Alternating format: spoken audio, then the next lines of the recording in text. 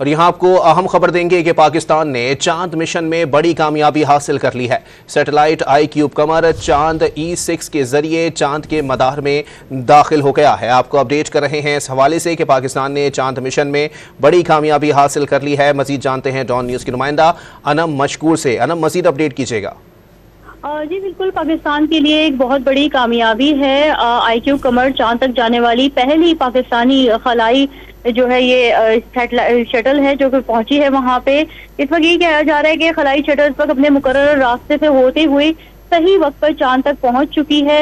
iCube जो है खलाई जो वहां पे पहुंच के सबसे पहले ये कहा जा रहा है कि कुछ टेस्ट होंगे इसके जो कि बहुत जरूरी समझे जाते हैं। वो ऑटोमेटिकली टेस्ट होने के बाद तकरीबन 6 से 7 दिन लगेंगे, जिसके बाद जो है 1 हफ्ते का वक्त बता रहे हैं कि जो है लगेगा, जिसके बाद जो है चांद की तस्वीर जारी की जाएंगी।